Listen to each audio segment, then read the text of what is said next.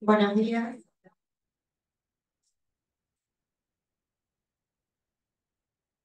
Ah, claro, ¿no? Bueno, buenos días. Yo soy Cecilia Robledo, para los que no me conocen, soy médica de planta unidad 7. Y bueno, vamos a presentar una paciente que nos generó muchos desafíos y aprendimos mucho de ella, por ende lo queríamos compartir. Eh, bueno, el título es a partir de un diagnóstico, muchos diagnósticos.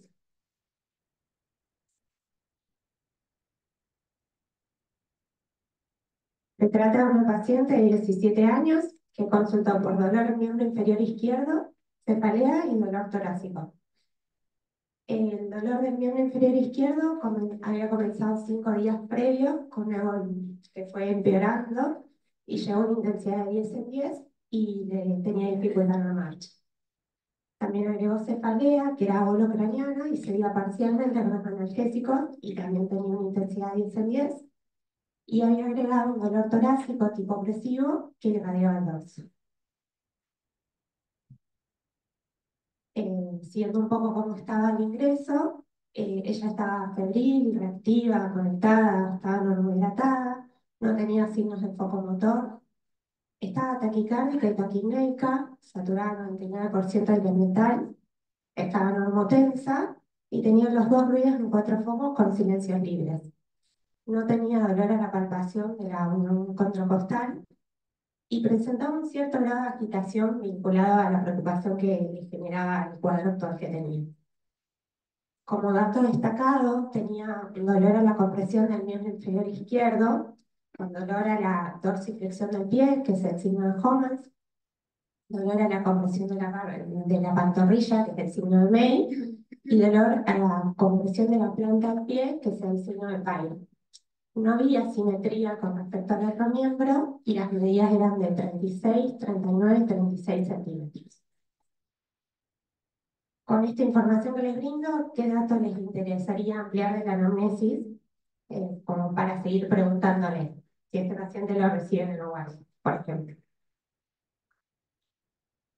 A ver, mis residentes que están en la guardia, ¿qué le preguntarían a esta paciente? Recién una paciente así. A ver, vamos chicos, somos pocos, rompamos el hielo, literal. Muy bien. Se cambió. Perfecto. Si tuvo alguna infección asociada, ¿algo más le preguntaría? Estos signos. Si toma anticonceptivo. Si toma anticonceptivo, muy bien.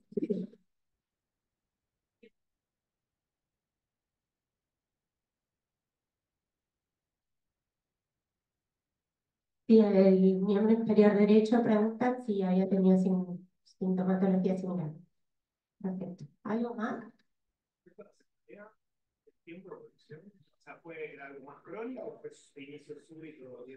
Inició 5 días previos del dolor en el miembro inferior y fue agregando de a poco el dolor de pecho y la cefalea. Y fue súbito, ella lo manifestaba como 10 en 10. Perfecto, sí, anticonceptivos les habían dicho también. Bueno, les cuento más o menos como los datos adicionales que se recabaron en ese momento en la anamnesis era que acudía a 5.º año con buen rendimiento, había tomado anticonceptivos a partir del año 2019 por antecedente de un quisto ovario derecho y en febrero del 2023 había tenido una trombosis venosa profunda de la vena femoral externa izquierda. En ese momento suspenden los anticonceptivos y le indican tratamiento con acenocumarol 3 miligramos día, que continuaba hasta el día de la fecha. Esto fue en agosto del 2023, o sea, a 6 meses de tratamiento volvía a manifestar una sintomatología similar. Y no había tenido traumatismo en dicha pierna que lo había preguntado. Antecedentes familiares, tenía una mamá asmática de 50 años, una hermana con diagnóstico de TGD y era conviviente con su hermana y mamá, el papá estaba ausente y no se tenía información con respecto a él. En resumen, se trataba de una adolescente de 17 años con el antecedente de haber tenido una TBP gemelar izquierda en contexto de tomar anticonceptivos, que recibía tratamiento anticoagulante y presenta una clínica compatible con una nueva trombosis venosa profunda estando en tratamiento, ¿no? Y que además tenía una cefalea ucraniana, intensidad 10 en 10, que sería parcialmente con los analgésicos, y el dolor torácico tipo opresivo que irradiaba el torso. ¿Qué diagnósticos diferenciales se plantean? ¿Qué conducta inicial tomarían con ella?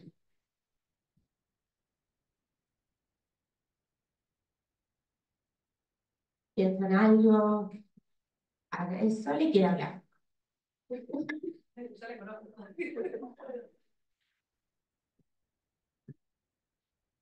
les parece, chicos? ¿El dolor de pecho les llama la atención en este contexto de tener una posible trombosis venosa profunda? ¿Les parece que puede ser una trombosis venosa profunda lo que tiene? Sí, puede ser un TEC, perfecto. ¿Y la cefalea les preocupa? ¿Les parece que es algo aislado? ¿No les parece aislado? Bueno, les cuento más o menos cómo siguió el caso. Los diagnósticos diferenciales que se plantearon al inicio fueron que tenga una trombosis profunda del miembro inferior izquierdo, una nueva trombosis o la misma, pero que haya una trombosis, que tenga un tromboembolismo de pulmón, como dijeron, que tenga una trombofilia y que tenga una trombosis de los senos venosos del sistema nervioso central por la cefalea que tenía, ¿no? Ahí se decide su internación en nuestra unidad, la unidad 7, y se comienza a estudiar. Si ustedes sospechan en esta paciente una trombosis venosa del miembro inferior, ¿qué estudio les solicitarían? ¿Un ecodoppler? ¿Manifiestan acá? Perfecto. Muy bien, fue lo que se pidió. Y para descartar el TEP o buscar el TEP, una angiotac. Perfecto. ¿Algún estudio más que piden? El número D, perfecto. Y si sospechan un TEP, ¿algún estudio más solicitan o solo con angiotac? Si piensan que están en un lugar de la provincia que no hay angiotac, ¿piden otro estudio?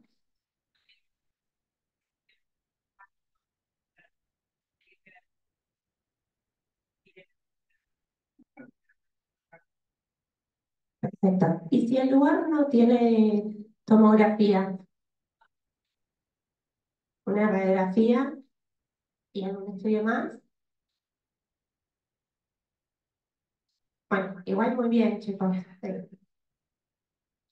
le pidió un electrocardiograma, un ecocardiograma, una angiotomografía con protocolo de TEP, que eso es muy importante pedirlo con protocolo de TEP porque si no puede no evidenciarse, y una radiografía de tórax. Y para sospecha de la trombofilia, dijeron dímelo de, estamos por guardia. No había posibilidades de estudiar muy en profundidad, pero sí se solicitó la interconsulta con hematología, se pidió hemograma, coagulograma, un RIN, porque acuérdense que estaba anticoagulada esta paciente, el dinero de también. ¿Vasculitis? De inicio no se pensó en una vasculitis o por lo menos por guardia no se pensó. ¿Sí? Sí se pidió, sospechando una trombosis de los senos venosos del sistema nervioso central, que estudió pedían, ya que están contestando todas una mano. Bien. Si sospechan un paciente con trombosis, que no sé, vemos mucho por quizás un Caspar en el hospital. ¿Qué estudio solicitan? Hay que resonancia, están diciendo ahí, leí los labios. Muy bien. Bueno, sí, para trombosis se pidió. Sí, obvio. Se solicitó angioresonancia, una con angioresonancia. No, lo que quería comentar, yo soy la doctora Joan del Servicio de Hematología. Lo que les quería comentar sobre el dímero D, a ver, es un estudio de laboratorio que en pediatría tiene muchos problemas. El primer problema que tiene es que no está estandarizado, no tiene valores de referencia y los que hay de referencia son los valores de adultos. Primer punto. Segundo, no tenemos valores de referencia institucionales, más allá que hay muchas determinaciones que no tienen valores de referencia. En pediatría sí hay instituciones que tienen sus propios valores de referencia para su propia población. Y tercero es que el dímero D para apoyar, primero no es diagnóstico ni excluye ni apoya la trombosis como única determinación. La trombosis en cualquier sitio se diagnostica con la imagen que corresponda a cada sitio. Más allá de eso, puede apoyar o no apoyar, no diría descartar, una trombosis solo si el valor es negativo. Si es positivo, tiene tantos falsos positivos, y en general nunca nosotros tenemos trombosis en pacientes absolutamente sanos, que en general nosotros, la verdad, para hablar así mal y pronto, no le damos ni la más mínima bolilla al dímero D. Podemos hacerlo, podemos tomarlo en cuenta si nos da negativo, pero puede darnos negativo y si la imagen es positiva, el paciente tiene una trombosis. Así que no haría mucho hincapié en el dímero D, que para que se imaginen, ni siquiera recuerdo si se lo hicimos o no a este paciente.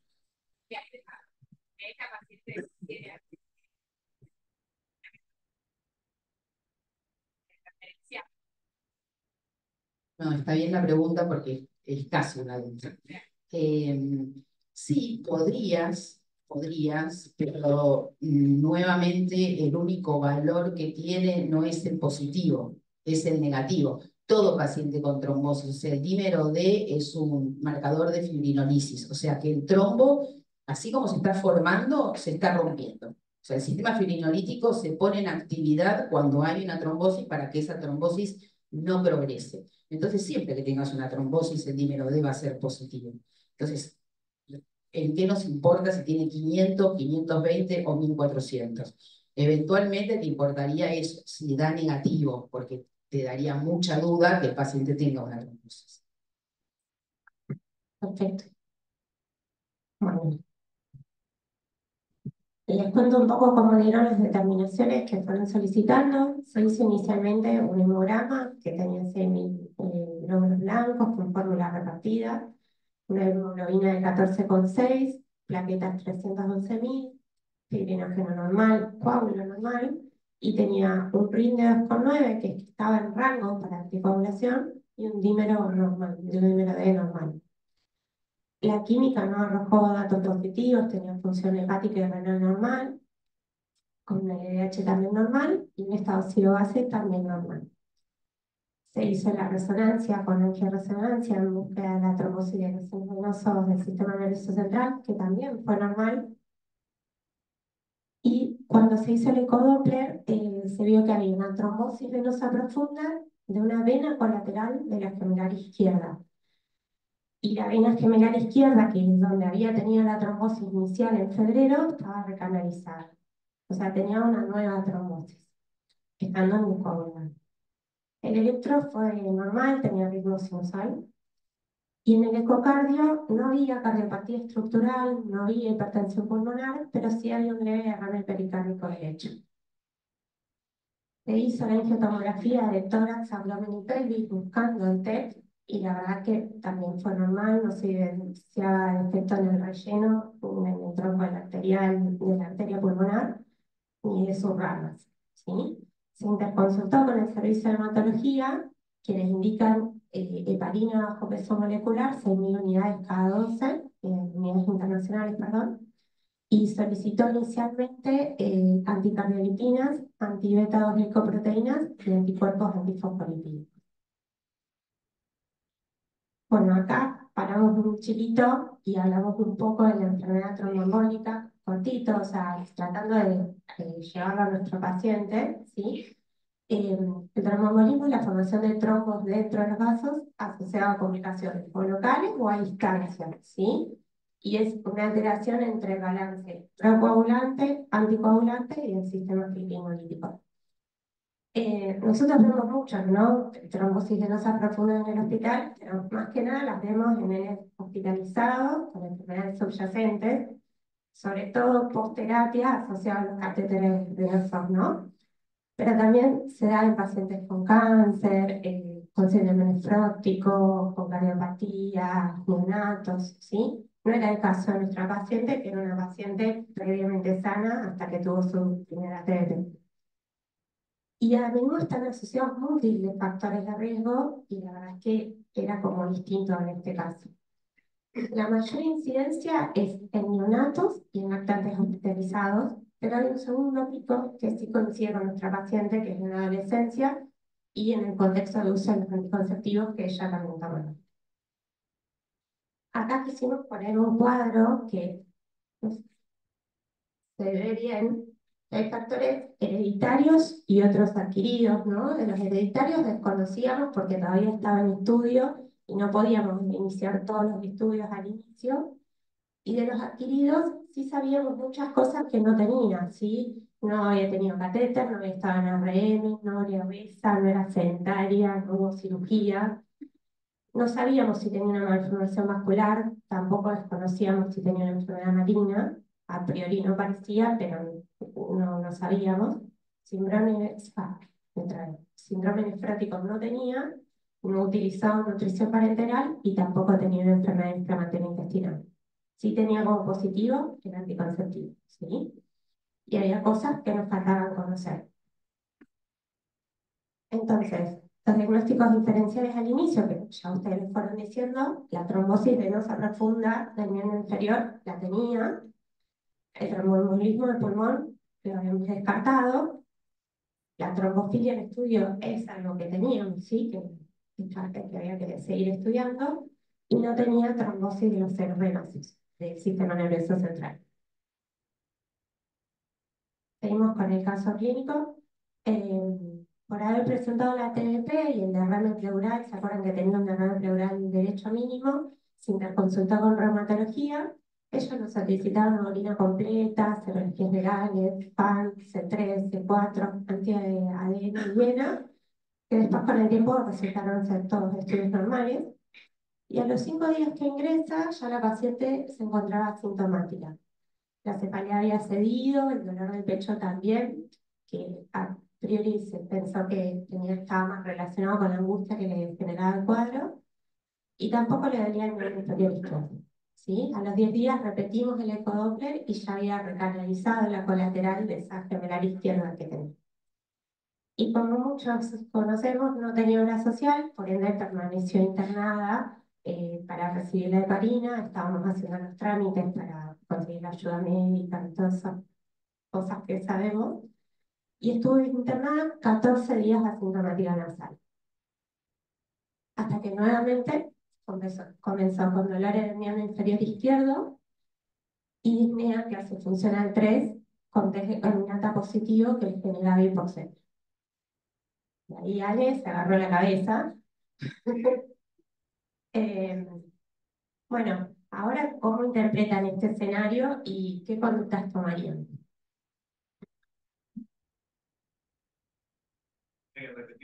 Intenten por micrófono, así escuchan los que están en el Zoom.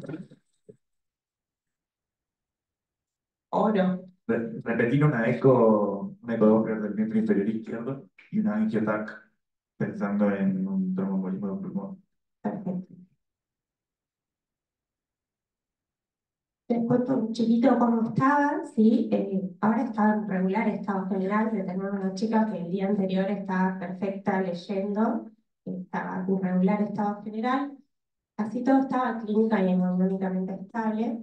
Tenía una frecuencia cardíaca de 105, o sea, estaba taquicárdica y taquipnéica. Tenía una disnea clase funcional 3 y cuando le hacíamos el test de la caminata tenía hipoxemia. No manifestaba, sino se sensaba la hipoxemia que saturaba 92, 91. Y el miembro le dolía un montón, tenía un dolor 10 en 10, sin edema, no había aumentado tampoco de tamaño respecto al contralateral, que eso era llamativo también. Y de vuelta tenía los signos de Homans, Frey y May, que son estos tres que había tenido. Mientras se solicita la ecodoppler de los miembros inferiores y la angiotomografía, como planteó Manu, volvimos a hacer interconsultas. ¿A qué servicio interconsultarían? ¿No? Como barajar y repensar a la paciente nuevamente, ¿no? Voy a traumato, estoy pensando en síndrome compartimental o algo que tenga mucho dolor para pocos síntomas. ¿Algo más? Trauma, no las consultamos. Eh, Consultamos nuevamente a Mato. La verdad es que de toda la clínica, obviamente que la posibilidad de tener un TEP nos preocupaba mucho, pero también el dolor era muy llamativo.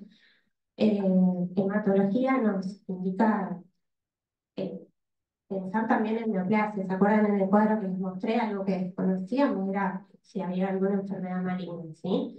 Se solicitó ecotiroidea, ecoginecológica, radiografía de los miembros inferiores, tacto de abdomen pelvis, LDH, alfa-fetoproteína y beta-HCG. Y ahí ya estamos en los días para poder entrar el panel genético para nuestro trombocitos. Consultamos nuevamente a cardiología por la posibilidad de un TEP. Se repite el ecocardio que dio dentro de límites normales. Consultamos el servicio de cuidados paliativos que los vi por ahí, porque bueno, la verdad es que también estábamos con una chica coagulada, no le queríamos dar aire y estábamos con morfina a dosis plena y así todo no estábamos pudiendo controlar el dolor, requería muchos rescates y encima le caía mal la morfina. Y consultamos también a radiología intervencionista, que es el servicio de hemodinamia, o por nosotros conocidos por hemodinamia, pero el nombre correcto es radiología intervencionista, por la posibilidad que haya un factor anatómico local, ¿sí? Y ellos consideran realizar una evaluación contrastada de la circulación venosa para ver si podría justificarse el cuerpo. El ecocardio se hace, da dentro de límites normales y no hay hipertensión pulmonar. La angiotac presenta ahí un trombo, ¿sí? A ver si se ve bien. De la rama izquierda de la arteria pulmonar. Y ahí, servicio de hematología, se agarra la cabeza, ¿no? Teníamos una paciente que anticoagulada vuelve a hacer una trombosis, ¿sí? Y heparinizada hace un TEP, ¿no? Herido. Bueno, esta cosa.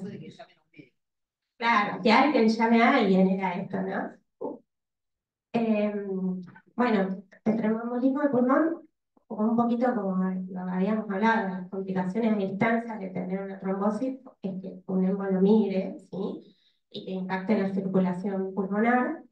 En pediatría realmente es infrecuente y alrededor del 50% de los niños son asintomáticos, ¿sí? Está asociado a pacientes que están muy enfermos también, ¿no? En general la clínica es de una manera bastante aguda, que eso coincidía un poco con nuestra paciente. Pueden tener tos, dificultad respiratoria, hemoptisis, dolor pleurítico, hipoxemia, sobre todo cuando el TEP es proximal o bilateral, y el colapso repentino. De ella, más que nada, teníamos hipoxemia, ¿no? Entonces, en nuestras sospechas iniciales se agrega el tromboembolismo de pulmón como una nueva causa. Eh, En este contexto, volvemos a hablar con radiología intervencionista, hematología y cardiología para ver cómo seguíamos con esta paciente. Con el hallazgo del TEP y el antecedente de dos trombosis de tratamiento, se decide colocar un filtro en la vena cava inferior y rotar la heparina endovenosa, la heparina subcutánea endovenosa, ¿sí? Como no había un ecocardiograma con compromiso hemodinámico, se tomó una conducta expectante con respecto a antihemolyticos. Entonces, bueno, se colocó un filtro, bueno, ponemos un video para no sé si se llama bien, sacar el filtro. Y esto era para evitar futuros tromboembolismos, ¿no? ¿Habían visto algún paciente con filtro en pediatría? Nosotros tampoco, ¿sí? Pero Sí, yo soy Eduardo Valli de Radiología Intervencionista. Los radiólogos intervencionistas que estamos acá en el hospital provenimos de nuestra formación en adultos. La utilización del filtro de vena cava inferior en adultos tiene muchísima habitualidad por el hecho de que el TEP es una patología mucho más frecuente y excepcionalmente se utiliza en pediatría, sobre todo en pacientes que son como este, que son más grandecitos, porque estos dispositivos están diseñados para pacientes adultos, los pacientes más chiquitos no, son demasiado grandes. Las indicaciones son como muy claras para la colocación de un filtro de vena cava. Es aquel paciente que tiene una trombosis venosa profunda y tiene contraindicación de la anticoagulación. Entonces, como no tiene posibilidad farmacológica de resolverlo, se utiliza el control mecánico, que es poner esto en paragüita, que lo único que hace, que no es poca cosa, es evitar que los trombos fluyan y migren a través de la vena cava, los detiene y luego, bueno, el sistema fibrinolítico propio ya haciendo su función de degradar ese trombo.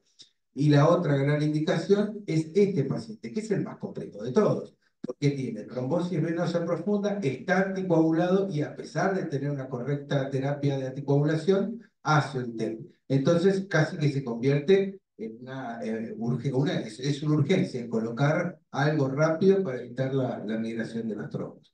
Y ahí lo ven al filtro de la cava, y un par de cositas más es que se utilizó en adultos en forma casi indiscriminada y ahora cada vez se trata de ser más preciso en las indicaciones porque no está exento de complicaciones a futuro, como que bueno, hay distintos problemas, tanto mecánicos como de trombosis misma.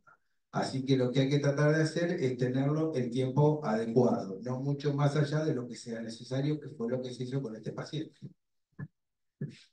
Muchas gracias.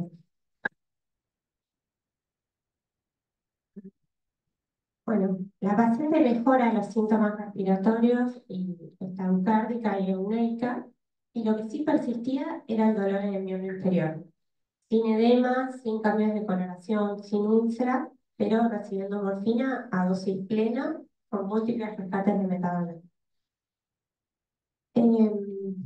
Entonces, hago como un resumen, pero creo que me están prestando atención todos. Como estamos en una paciente de 17 años con una TBP gemelar izquierda que tomaba AJO, que en contexto de tomar anticoagulantes hace una nueva TBP en una colateral y tenía el acero humoral en el rango, ¿no? Y que hace un tromboembolismo de pulmón estando en tratamiento con heparina. Y que a todo esto el dolor del miembro inferior izquierdo era persistente y tenía impotencia funcional.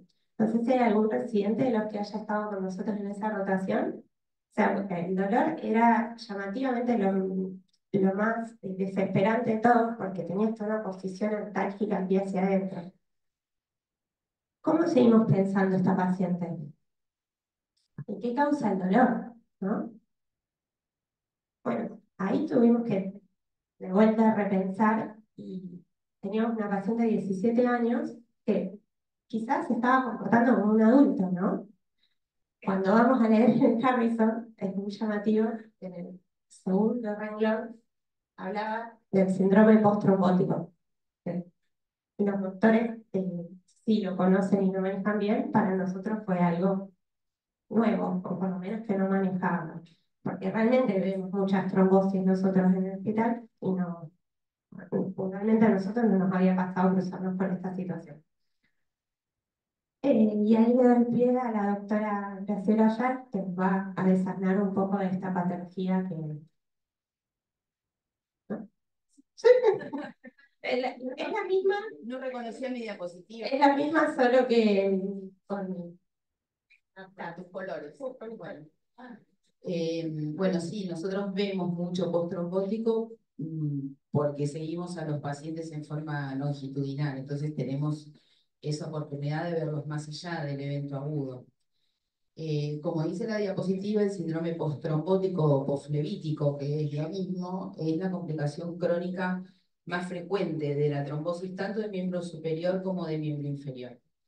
Y es un conjunto de signos y síntomas que son secundarios a la insuficiencia venosa valvular que produce el primer evento, o el segundo, o el tercero, o el que sea, que haya tenido el paciente, y que generan una discapacidad funcional del miembro y que generan cambios súper importantes en la calidad de vida de los pacientes. La incidencia es esa que ustedes ven ahí, y esto no importa que no sean residentes de hematología, es lo que les enseño a los míos, pero sirve para ustedes también. Cuando uno ve una incidencia como esta, entre 30 y 70%, o sea, es una incidencia loca, o sea, esto no puede pasar así. Lo primero que uno tiene que preguntarse es cómo están hechos los estudios de incidencia que dan lugar a estos números. En cualquier patología, no importa en cuál, no importa que ahora estemos hablando de postrombótico. Y seguramente si uno se pone a analizar los estudios o los ensayos clínicos que dan lugar a ese número de incidencia, no son homogéneos, los pacientes no están estudiados del mismo modo, los pacientes no son uniformes entre sí, no son o todos sanos o todos enfermos o todos con catéter, se toman distintas edades, en nuestro caso con neonatos, sin neonatos, eso cambia un montón el número de la incidencia, pero globalmente toda la literatura coincide que el síndrome postrombótico ronda en una incidencia más o menos del 25%. Ahora hay unas consideraciones especiales en pediatría y es la expectativa de vida que nosotros tenemos con nuestros pacientes. Y por eso nos importa el síndrome postrombótico. No digo que a los adultos no, pero una cosa es tener un paciente con una trombosis que tiene 70 años y que tiene expectativa de vida por ahí de 5 o 6 más, y otra cosa es que un paciente que lo único que tuvo es una neumonía complicada con un IRAP y estuvo una semana en una terapia intensiva con un catéter venoso central, y luego de eso va a ser un paciente absolutamente sano y tuvo una trombosis secundaria, un catéter, y ese chico va a vivir hasta los 80 años, nos importa mucho la calidad de vida que le puede imprimir tener un síndrome postrombótico. Ahora, hay poca información sobre qué factores pronósticos al diagnóstico de una trombosis pueden llevarnos a pensar que el paciente va a tener o no un síndrome postrombótico. ¿Sí? Y la historia natural y el manejo de esta complicación impiden un poco en pediatría y por la infrecuencia de la trombosis misma, plantear algún tipo de estrategia que disminuya la incidencia del postrombótico. Ok, lo primero que tenemos que decir que lamentablemente no tenemos una sola imagen o un solo test de laboratorio que nos den el diagnóstico del síndrome postrombótico y que el diagnóstico es absolutamente clínico. La Sociedad Internacional de Hemostasia y Trombosis, que es la sociedad que suma a los que hacemos esta especialidad dentro de la hematología, define o sugiere, mejor dicho, en principio sugiere dilatar el diagnóstico de síndrome postrombótico hasta el 6º mes luego del evento agudo y definir como síndrome postrombótico probable a aquel que se manifieste entre los 6 y los 12 meses y como definitivo a aquel que aparezca luego de los 12 meses del episodio agudo. Y ese paciente, para definirlo completamente, tiene que tener una cantidad de signos y síntomas que estén evaluados en 2 oportunidades separados por 3 meses. Ok. Yo no quiero que se acuerden esto. Tengo 2 diapositivas que son 2 escalas. Una es esta, que es la escala de Villalta modificada para pediatría. ¿Sí? O sea, la escala de Villalta es una escala ideada para adultos y tiene algunas modificaciones como esto, ser dicotómica, o sea, por sí o por no, 1-0, para adaptarla a niños. Y como ustedes pueden ver, de acuerdo al puntaje, no me importa tanto ni que lo recuerden, yo a veces tampoco lo recuerdo y voy y me fijo y hago el score. Lo que quiero decir es que sepan que hay 2 escalas, esta y la siguiente, que es la de Manco-Johnson, que son 2 escalas modificadas para pediatría para que podamos evaluar lo más objetivamente posible el síndrome postrombótico, sabiendo que si el dolor es el síntoma fundamental, de por sí es una escala altamente subjetiva. Pero es la forma que tenemos no solo de diagnosticarla, sino también de estratificarla entre leve, moderado y severo. ¿Cómo prevenimos? Que es lo que más nos interesa a los pediatras. Lo primero es, si usted no quiere tener un síndrome postrombótico, no tenga una trombosis. Entonces, lo primero es intentar evitar la trombosis. El 95% de los pacientes pediátricos tienen una trombosis secundaria, o sea, tienen un factor de riesgo conocido, en general más de 2 factores de riesgo conocidos. Y el 75% de los niños que no son neonatos y el 90% de los neonatos, la trombosis es secundaria a la presencia de un catéter venoso central. ¿Podemos evitar ponerlo? No podemos evitar ponerlo. Podemos evitar lastimar lo menos posible el endotelio cuando colocamos un catéter. Eso quiere decir colocarlo adecuadamente, colocar la menor cantidad de catéteres posibles, cuidar la relación entre el vaso y el catéter que se va a colocar, etc.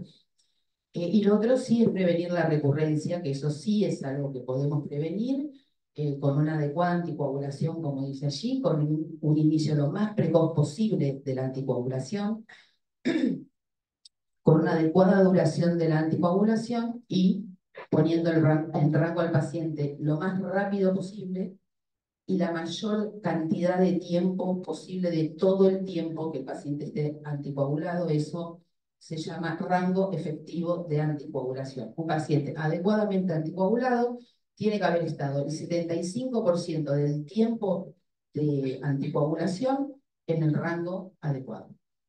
No, está bien. Estas son las medidas no farmacológicas, de lo farmacológico, intervencionista, etcétera, lo tenemos acá el doctor Gali, que después nos va a hablar. Las medidas no farmacológicas básicamente es el uso de las medidas de compresión elástica, que están recomendadas para pacientes con síndrome postrombótico, para disminuir sus síntomas, pero no para su prevención. O sea, el síndrome postrombótico no se previene con las medias. Con las medias se palian los síntomas.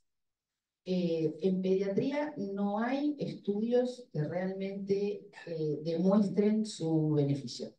No hay estudios randomizados con pacientes con postrombóticos con o sin medias, como sí lo hay en la población adulta, y tiene algunos problemas, básicamente que la media tenga un buen ajuste al tamaño del miembro. Nuestros pacientes tienen múltiples tamaños, múltiples pesos entre que nacen y tienen 18 años, con lo cual, bueno, nada, la producción de medias elásticas sería, no sé, como casi la producción de, qué sé yo, de bolsas de residuos. Es una cantidad como infinita, pero es posible. Lo otro es que los pacientes, sobre todo en la época de la adolescencia, son reticentes a su uso, la compliance en general es mala, con lo cual es bastante difícil el uso de las medias elásticas, pero no es imposible.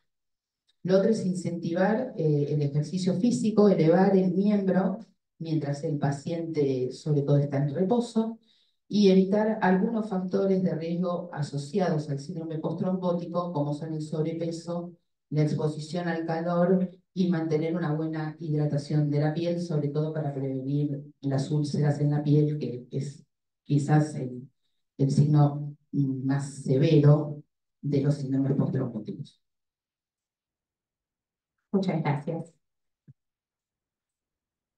Bueno, vuelvo al caso. Se le realiza una angiotomografía, el protocolo de TET a los 14 días, que fue dentro de límites normales. Se repite el ecodoppler del miembro inferior y ya también seguía dentro de límites normales. Y el examen físico, además de que ya había mejorado los síntomas del TET, ya no tenía disnea, no estaba ni taquicárdica ni taquipneica. Sí tomamos las medidas no farmacológicas de las que habló la doctora recién, ¿sí? Le pusimos medidas de compresión, indicamos kinesioterapia y movilización activa, que ella estaba en su cama y no se quería levantar. Y fue impresionante. Entiendo que quizás no se ahorraba tanto, es decir, 6 meses no habían pasado de la trombosis, pero realmente esos cambios que hicimos hicieron que la paciente mejorara y al día siguiente ya se podía movilizar. A los 21 días de colocado el filtro, como habló el doctor Gali, se decide retirar el mismo, ya sabiendo que el angiotomo era normal y el ecografía pleural también era normal, porque si no es como si no se saca, entiendo yo, antes del mes, queda de por vida y no era la idea tampoco dejárselo. Durante la extracción del filtro se le hace un estudio contrastado que se llama pagografía y se observa la siguiente imagen. No sé si alguien se anima a describirlo, pero es como una araña, hay una telaraña.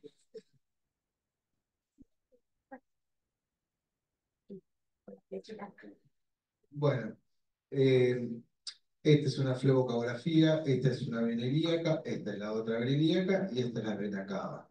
Fíjense que a este nivel es bastante difícil de interpretar, pero hay un menor contraste que lo que se ve acá, o sea que se ve más blanco. Porque ahí tiene una obstrucción parcial al flujo. Ahora vamos a ver la otra imagen que muestra que la arteria ilíaca derecha pasa por acá arriba. Imagínense que pasa una arteria ilíaca, la otra y la aorta, y le comprime la vena ilíaca del lado izquierdo. Entonces se llama síndrome de May-Turner.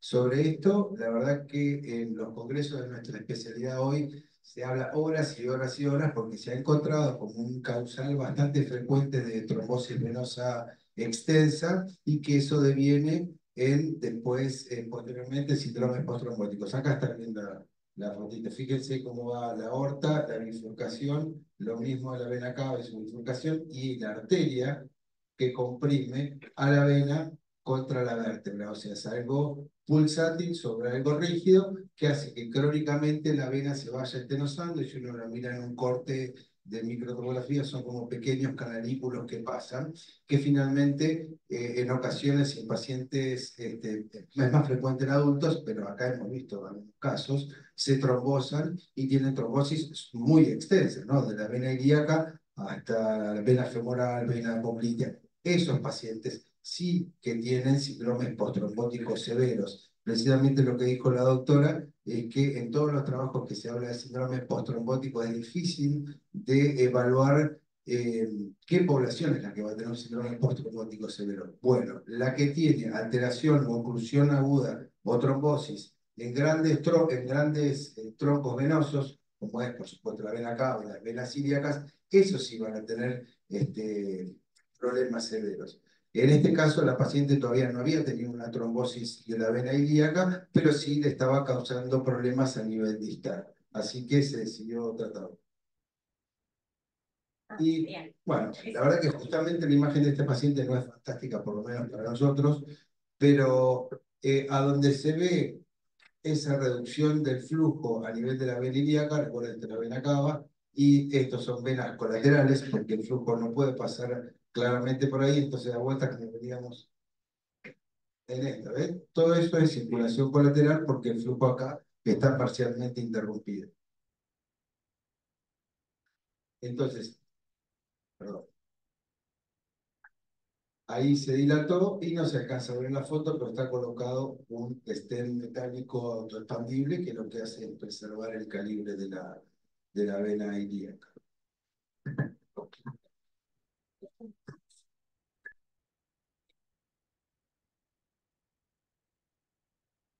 Bueno, y buscando un poco en la bibliografía, porque los doctores lo manejaban muy bien, pero para nosotros fue todas muchas novedades.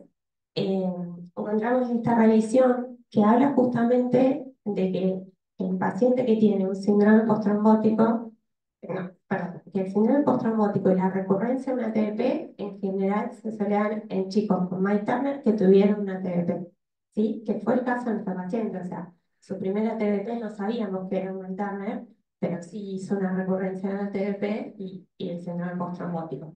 Que quizás el postrombótico venía de la primera trombosis, no lo sabemos.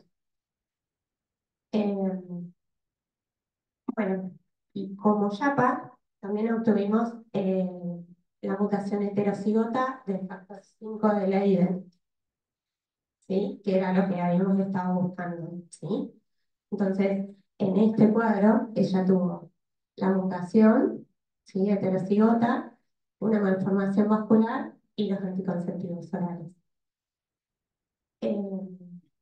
Bueno, entonces lo que queríamos como traer, ¿no? Que nada de esto solo hubiese llevado a la clínica a esta paciente, ¿no? O sea, tener una mutación heterocigota no te va a hacer tener dos trombosis y un TEP solo, ni tampoco quizás tener el MyTurner, ¿sí? Me parece que se dio una confusión en esta paciente, la toma de anticonceptivo, tener la mutación heterocigota y el MyTurner para que le pase todo lo que le pasó a esta paciente. Algo que queríamos como agregar y nos pareció un plus del Ateneo es cuando tenemos que estudiar para trombofilia, ¿sí? Se estudia a todos los pacientes, todo paciente que tenemos nosotros en las salas con una trombosis por un catéter es necesario estudiar. Bueno, de eso queríamos que nos hable la doctora Joan para enriquecernos y saber, en este caso, era menester estudiar a esta paciente, era una paciente sana que hizo dos trombosis espontáneas sin un traumatismo ni no era algo secundario, ¿sí? En este caso me parece que era claro que ameritaba estudiarla, pero quizás en muchos otros casos no, y está bueno poder llevarnos ese dato extra, ¿no?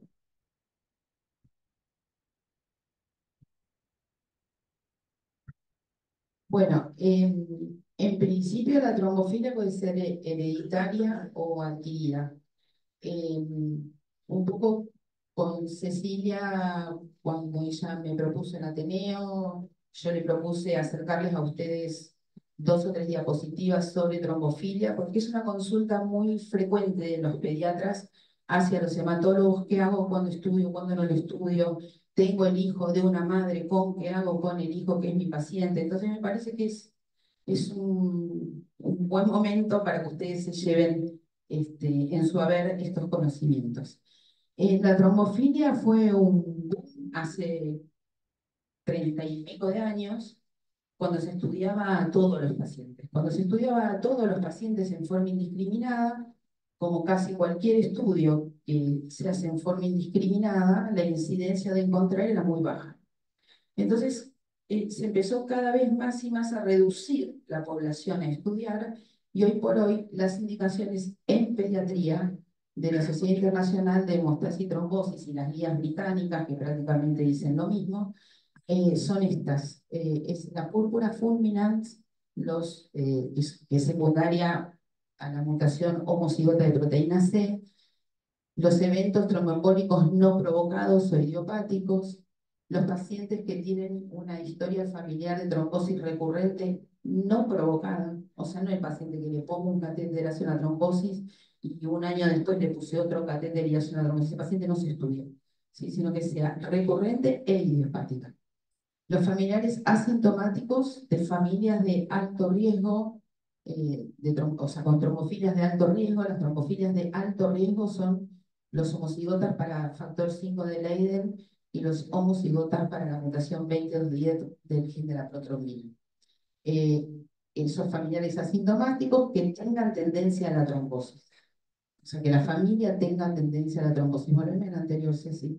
Y lo último que dice ahí, que es muy importante para nosotros, ¿sí?, es que hay que medir el real beneficio de estudiar trombofilia. Hacer un estudio para nosotros es algo fácil y sencillo.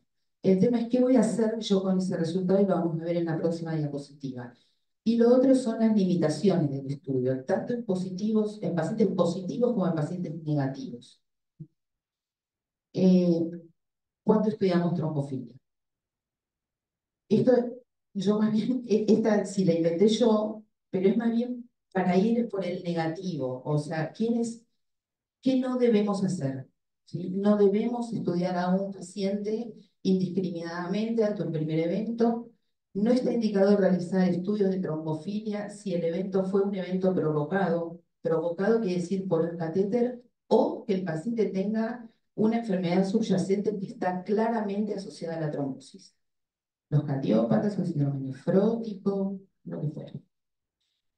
Lo otro es que la intensidad de la anticoagulación y el inicio de la anticoagulación, cómo yo voy a empezar a anticoagular a un paciente, es indistinto de su estatus de trombofilia. O sea, con o sin trombofilia, el paciente empieza igual con heparina, empieza la misma dosis de heparina, y la consecución del tratamiento en cuanto a la intensidad es la misma. Ahora, si el paciente va a continuar estando anticoagulado, o sea, va a continuar la anticoagulación un resultado negativo no es suficiente para suspenderla. Entonces, ¿para qué quiero yo la trombofilia? ¿Para qué quiero yo ese dato? Bueno, lo quiero porque primero porque a los médicos nos gusta saber qué tienen nuestros pacientes y está muy bien que así sea. Pero si yo, por ejemplo, si esta misma paciente, la misma, con este cuadro clínico, con una trombosis no provocada, con una recurrencia no provocada, con un tromboembolismo de pulmón, no me hubiera dado el factor 5 de Leiden, yo como hematóloga, ¿hubiera seguido adelante con la anticoagulación de por vida? Sí. Entonces, un resultado negativo no hubiera cambiado mi conducta clínica. Lo que marca la conducta clínica en estos casos tan severos es la severidad. Por el contrario, si yo, y ahí va la segunda, esto, no debe testearse a familiares, o sea, no debe realizarse el test de trombofilia en familiares asintomáticos que estén considerando la toma de anticonceptivos orales. Me pareció que para ustedes esto es un tema importante porque deben tener muchas o van a tener muchas pacientes adolescentes a quien van a tener que decidir sí o no le aconsejo o desaconsejo el uso de anticonceptivos orales. Ahora, le estudio trombofilia a un paciente que está pensando en tomar anticonceptivos y tiene familiares con una trombofilia documentada. Solo uno debería estudiar la trombofilia si con ese resultado va a tomar una conducta terapéutica. ¿Sí? Supongamos, una adolescente que quiere tomar anticonceptivos orales. Y en el interrogatorio resulta que surge que la paciente tiene a su mamá, que no sabe si tiene trombofilia o no, pero tuvo 2 eventos trombóticos. O tuvo un tromboembolismo de pulmón y tuvo una trombosis venosa. ¿Estudia a esa paciente antes de recomendarle anticonceptivos orales? ¿Ustedes le estudiarían? O no sé, por ahí la pregunta es mucho pedir.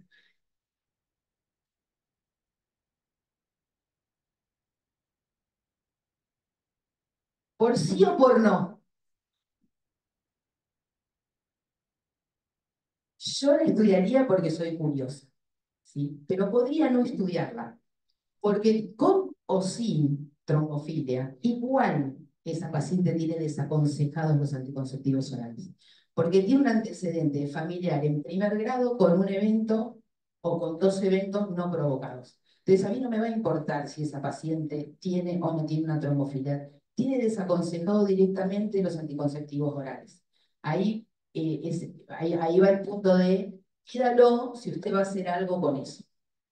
En general son estudios que, inclusive porque la palabra trombofilia circula en nuestro medio social, digo, no en el ambiente médico, por distintos motivos, por los embarazos, etcétera, etcétera, tiene como un imaginario de patología que termina generando unos estados de ansiedad en la familia que son fenomenales, ¿sí? Y por ahí debería generar más ansiedad tener un familiar en primer grado con un evento trombótico severo que pudo haber sido fatal, más que tener un 5 de Leiden heterocigota, que si probablemente no le agregues nada más, vas a vivir con eso toda tu vida y no te va a pasar absolutamente nada. Entonces, el estudio de trombofilia está muy acotado, hay que saber muy bien para qué uno lo pide y por qué, y qué va a hacer con ese resultado. Hoy por hoy tenemos muy poquitas indicaciones, por suerte, y creo que sobre todo se tienen que llevar la idea de que el paciente severo y que ha tenido síntomas severos va a persistir anticoagulado en forma prolongada o de por vida, independientemente del estatus que tenga de trombofilia. Va a persistir anticoagulado porque tuvo un evento severo no provocado. Y eso es lo que marca la conducta terapéutica. Muchas gracias. Bueno, entonces a partir de un diagnóstico de esta paciente tuvimos un montón de diagnósticos, ¿no? Tuvo una trombosis venosa del miembro inferior izquierdo, hizo el TEP, se diagnosticó la mutación heterocigota del factor 5 de Leiden, asumimos el síndrome postrombótico y el síndrome Maillard. Así que bueno, creemos que sin ninguna de las fichas Entonces, hubiese sido posible toda la clínica que tuvo esta paciente, por eso nos pareció importante compartir. ¿Dudas? ¿Preguntas? Tengo una pregunta para Graciela. Recién de los anticonceptivos, entiendo que las situaciones deben ser muy pocas en pediatría, pero caso de embarazo adolescente con antecedente familiar, no de la paciente, de trombofilia, ¿estudiamos o no? O sea, digo embarazo ya en gestación, no planificado, sino, o sea, una adolescente que llega al consultorio de adolescencia, embarazo, con su madre con trombofilia. Tengo que decirte que no sé.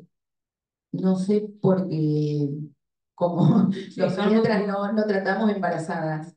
Eh, a ver, lo que la literatura dice es que si vos ya estás embarazada, lo que sí podés hacer es, digamos, si vos tenés a su familiar en primer grado, ¿no? Como fue su madre, con un marcador de trombofilia conocido, vas a ir a buscar ese marcador, ¿no? O sea, no vas a ir a estudiar indiscriminadamente todos los marcadores de trombofilia, vas a ir a estudiar, no sé, el Leiden. Y si el Leiden le da positivo, vos debieras tratarla y cuidar ese embarazo como una paciente con una trombofilia positiva.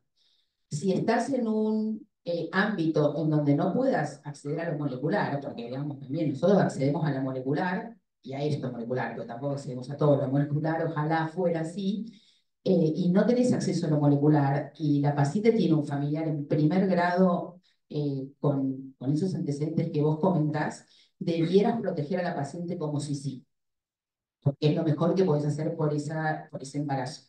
Y por ahí postergar el estudio para más adelante. Lo que pasa es que durante el embarazo hay algunos marcadores que no se pueden estudiar. El molecular se puede estudiar siempre, ¿sí? Es como en el caso de las trombosis. O sea, lo molecular se puede hacer en cualquier momento. Para otras cosas tenés que esperar porque se consumen, en el caso de una trombosis, digo, ¿no?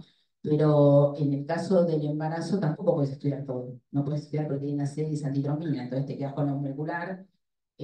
Antifosfolípido en el embarazo no se puede estudiar, entonces, bueno, si tenés esos marcadores, debieras proteger el embarazo como si fuera la paciente y luego la pondrás en orden, digamos.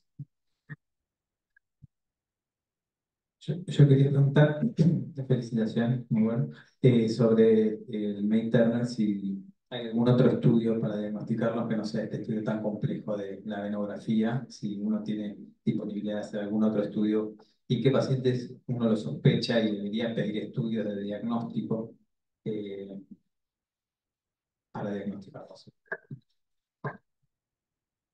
En principio, el síndrome de May-Turner se observa como una variante anatómica en la cual está componiendo la arteria de la vena. Cada vez se está viendo o se está encontrando con mayor frecuencia, no se sabe la real incidencia, yo creo que la que figura en los libros es una cosa súper atrasada, porque ahora hay muchos más estudios para diagnosticarlo. El gold estándar sería cualquiera de los dos estudios, la angioresonancia o la angiotomografía computada. Nosotros le hicimos una flebografía porque estaba una paciente que teníamos que abordar el sistema venoso para sacar el filtro, pero si no, el estudio indicado es la tomografía o la resonancia. En ausencia de síntomas, si uno lo observa, que hay toda una escala de mediciones para ver cuán comprimida está, no hace mayor cosa si el paciente es absolutamente asintomático. Pero en general, la mayoría de los pacientes que diagnosticamos con May-Turner o lo hacemos en el episodio agudo con la trombosis extensa, entonces creo que eso sí es una buena cosa para llevarse. El paciente que tiene una extensa trombosis del miembro inferior y que tengamos, en realidad el miembro inferior izquierdo es lo que más frecuentemente está descrito, pero puede ser contralateral o puede ser bilateral en casos excepcionales. Ese paciente, lo primero que hay que hacer es una tomografía. Recuerden que cuando hace una ecografía Doppler de miembros inferiores, el radiólogo o el ecografista estrictamente estudia el miembro inferior, o sea que llega a la ingle, menciona la femoral y ya no mira la ilíaca, que en general es bastante dificultoso para la ecografía explorar esa zona. Entonces, si tienen ese paciente, lo que hay que hacer es o una angiotomografía o angioresonancia, preguntarle al radiólogo que tengan para ver cuál es el estudio que más frecuentemente hacen o que mejor imagen le sacan. Javier, ¿vos dirás eso?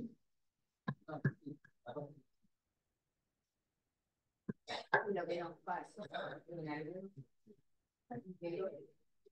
respecto al Maiterner, lo que nos pasó en algunos pacientes es que el paciente o la paciente, porque en general son mujeres, fueron mujeres, en el caso nuestro, digo, en las que hemos tenido acá, fueron chicas que tuvieron trombosis iliofemorales muy extensas y que no respondieron bien a la heparina. Y nosotros como hematólogos nos alertamos en realidad por eso, porque la verdad que la respuesta a la heparina, el 90% de los pacientes recanalizan en la primera semana. El alerta fue no solo no recanalizó la paciente, sino que además empeoró la paciente o empeoró el miembro o el dolor o el edema o lo que fuera. Y bueno, ahí fuimos a buscar al doctor. Sí, después tener en cuenta que en pediatría el síndrome postrombótico más frecuente se da en pacientes que tuvieron catéteres venosos centrales. Si un paciente le colocaron un catéter venoso y a las 24 horas hizo una trombosis, se aseguró que tiene un síndrome de May-Turner y que el escaso canal que pasaba por esa vena está ahora ocupado por el catéter venoso central. Eso es sumamente importante de pensar en lo inmediato. Y luego, si un paciente tiene un síndrome postrombótico, tuvo catéter, lado izquierdo, lado derecho, lo que fuera, inclusive ahora lo vemos con mucha frecuencia en pacientes que lo tuvieron en el aneo y nos vienen a consultar a los 12, 13 o 14 años. Ese paciente puede ser tratado, ya no es por un síndrome de May-Turner, sino por una vena que quedó dañada, estenosada, y que ahora con las técnicas de intervencionismo cada día más desarrolladas y la mejoría de los stent y todo el background que hay, se puede tratar. Inclusive, la limitante histórica que teníamos en pediatría era pacientes chiquitos, porque pacientes de 3, 4 años uno no quería poner grandes stent, porque aparte de ese futuro le iban a quedar chiquitas. Bueno, ahora están en su advenimiento los stent biodegradables, stent que colocamos y que a los 3 meses se degradan y que lo que hacen es mantener dilatada la lesión por el tiempo necesario como para que se reconforme ese vaso. No lo hemos usado todavía en venas, pero hace 2 semanas colocamos en la vía biliar, por ejemplo. Es una cosa que se viene y muy buena en pediatría. Bueno, muchas gracias a todos por su participación.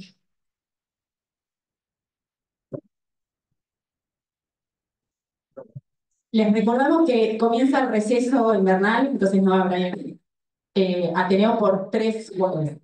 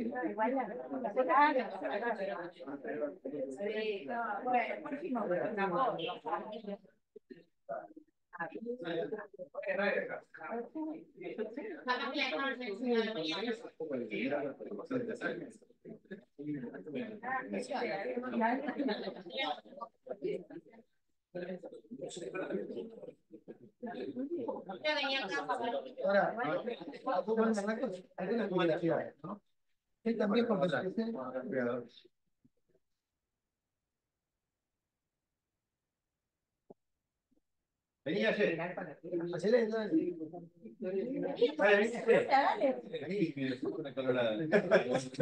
Dale, Rudolf Público.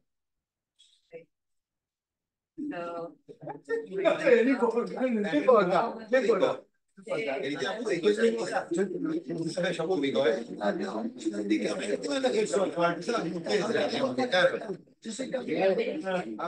el mono, para reconocer